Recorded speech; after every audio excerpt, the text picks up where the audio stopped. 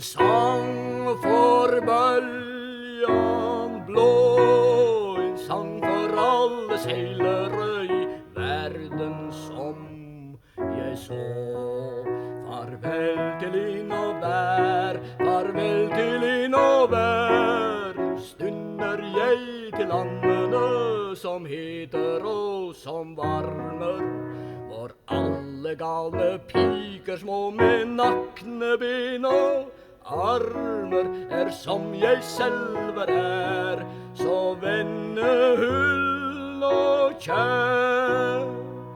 Jeg vender meg og dreier meg og synger meg en sang. Jeg nikker meg og neier meg og spillet går sin gang.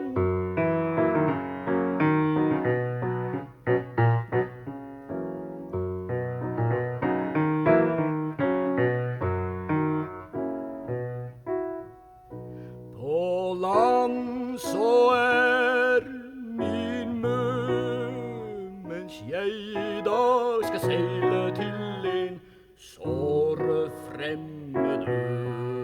Jeg alle farver så, jeg alle farver så, de sorte som krøllade, ja gule samt de røde, men aldri noen øyne gjorde meg så snoft til døde som dine himmelblå, de ganske bitte små. Du elsker meg og eier meg og holder meg i fang. Da nikker jeg og neier meg og spillet går sin gang.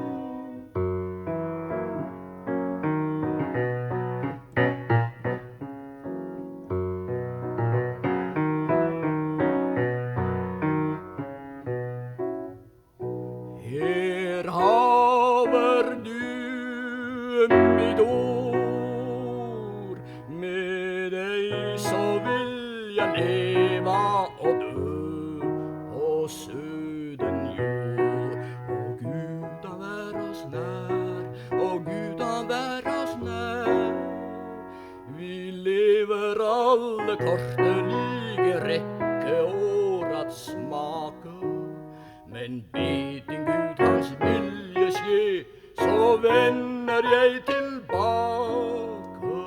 Tross meg et stort besvær og mangt et ondt begjær.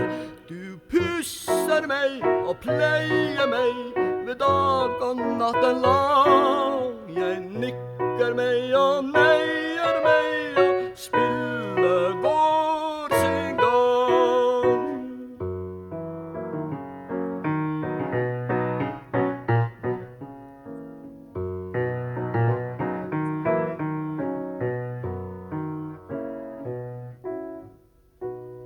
En sang for vær og bør, sang så ren gjør innerlig som ingen sinne før.